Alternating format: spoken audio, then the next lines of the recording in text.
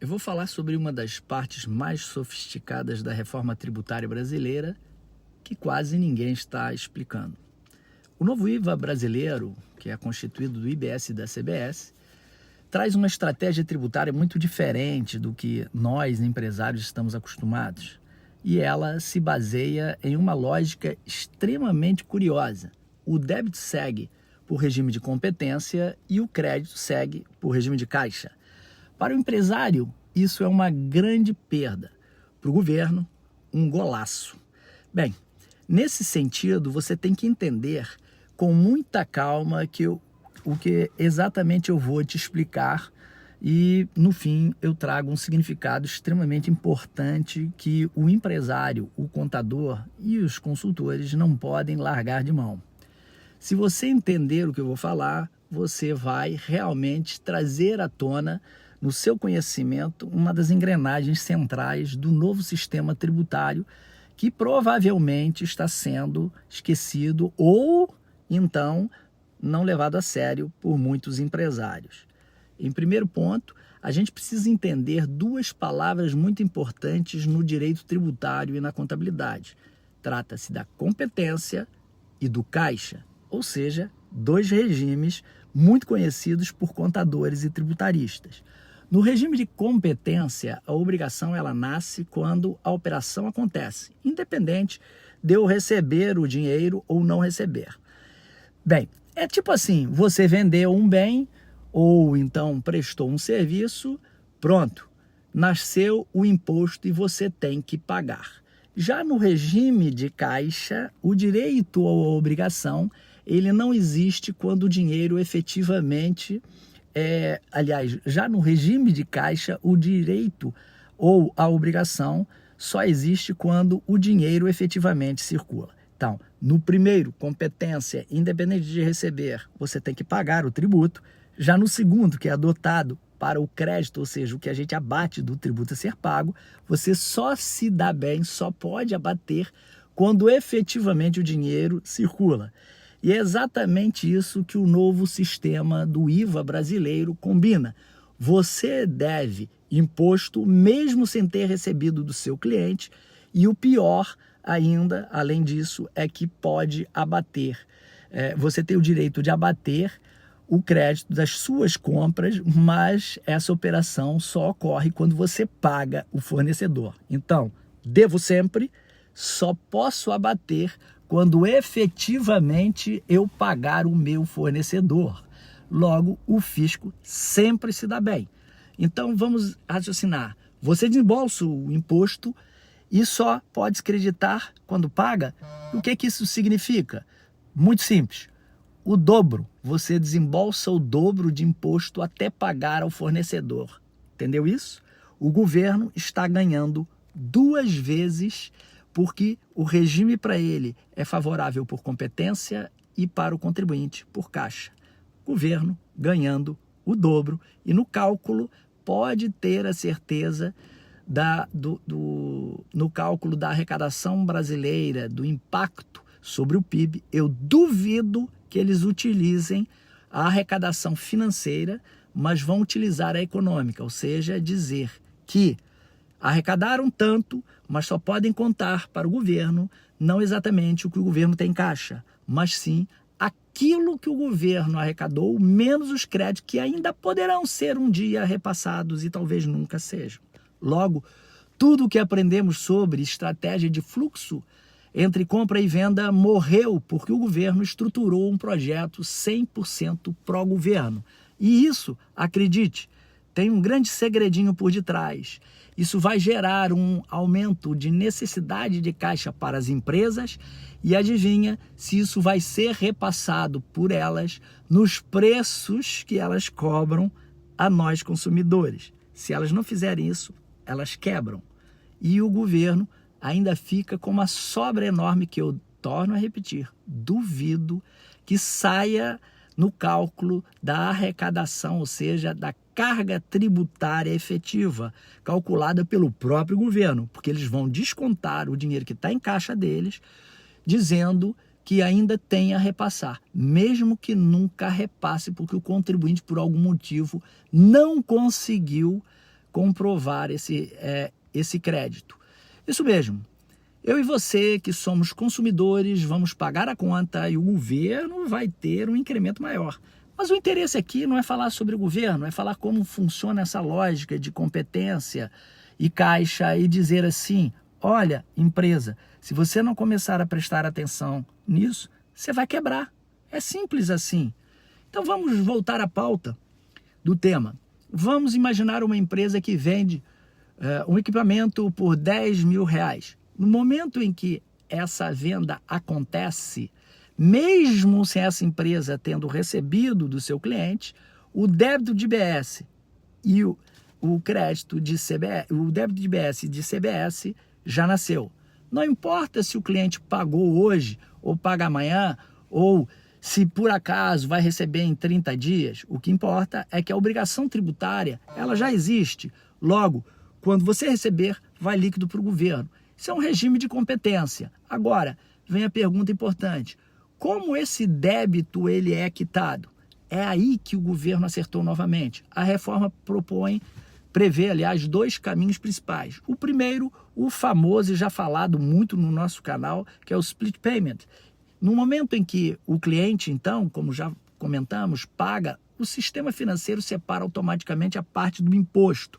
Esse valor vai direto para o governo. O vendedor nunca vai tocar nesse dinheiro. O imposto, então, nasce e morre praticamente no mesmo instante. O segundo caminho é a apuração periódica. Se não houver split payment, se o split payment falhar, se por acaso algo não colocar essa transação no split, naquela operação que o split falha, então, a empresa apura seus débitos e créditos no fim do período e paga o saldo. Então vamos rezar para que o split falhe. É quase isso. Mas repara que em qualquer cenário o débito nasce no momento da operação e o crédito só nasce quando o contribuinte terá efetivamente pago o seu fornecedor. Agora vem a grande mudança em relação ao crédito. Vamos olhar para outro lado dessa operação. O comprador.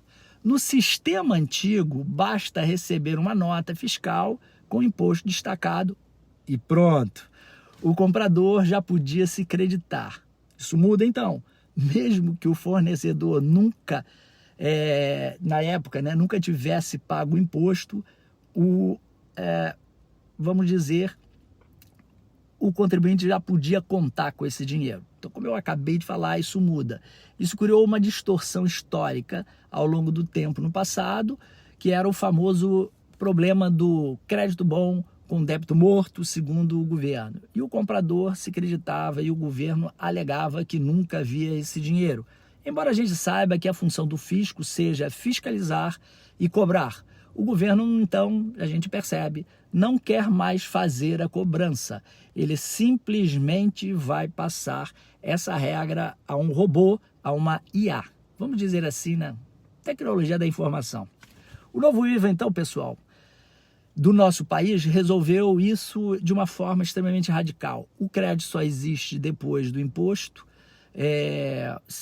depois da negociação ser liquidada.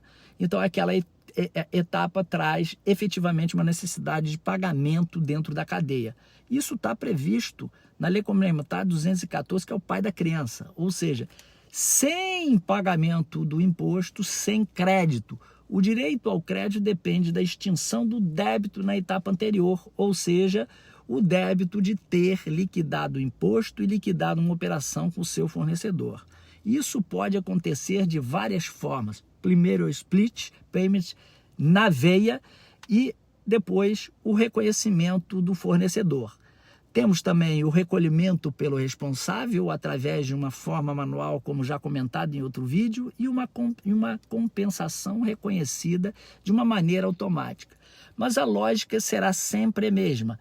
Crédito nasce depois que o dinheiro chegou ao fisco e você sempre estará pagando o imposto na frente, seja em dobro ou seja pelo valor real. E por que em dobro? Porque justamente você paga o imposto por competência e liquida por caixa.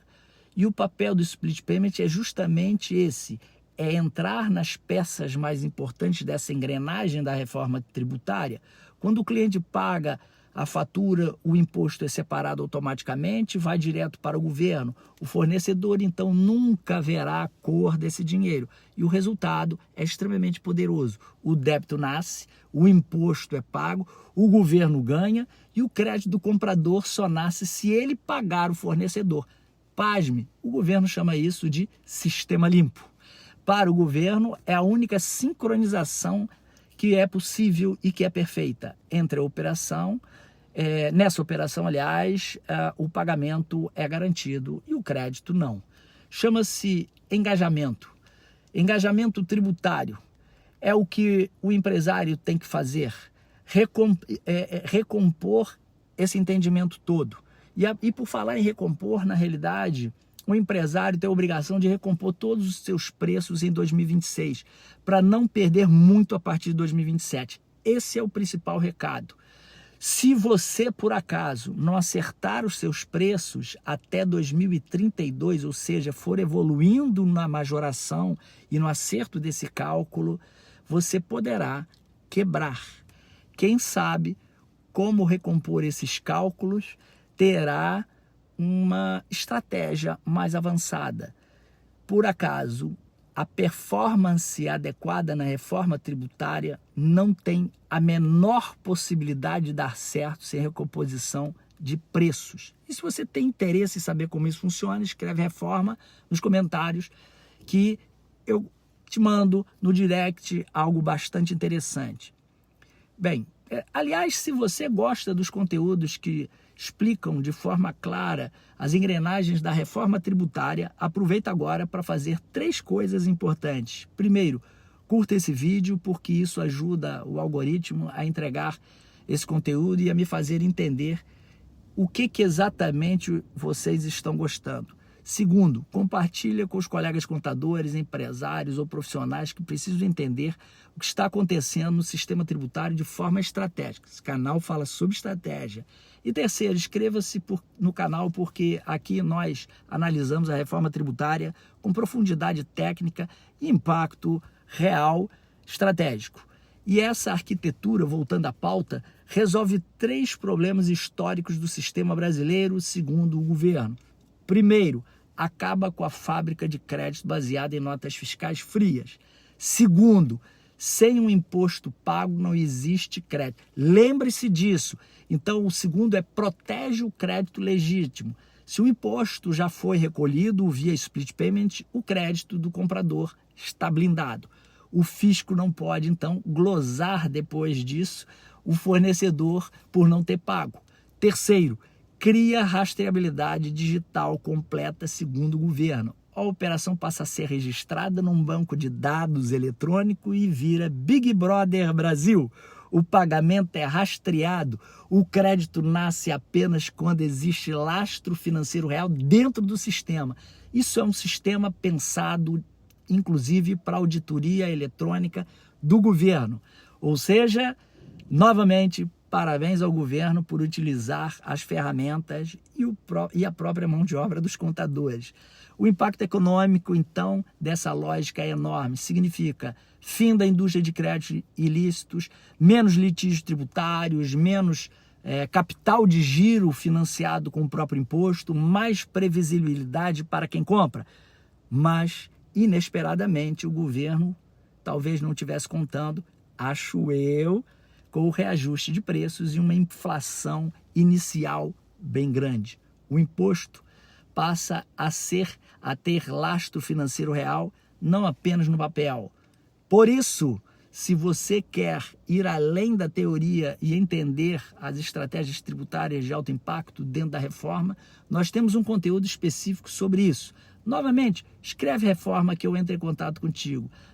Nesse material analisamos as mudanças estruturais do sistema e as oportunidades estratégicas das empresas, para os contadores, para os empresários. Se você tiver interesse em saber mais, estou à disposição. Não esqueça, reforma. E diz que material, que conteúdo você quer que eu vou produzir, porque este conteúdo foi solicitado. não tem como achar que a sua empresa vai continuar dando certo sem revisar seus preços praticados. E se você quer isso, sobreviver, tome muito cuidado. O novo IVA é extremamente perigoso e é uma armadilha. Um grande abraço e até a próxima.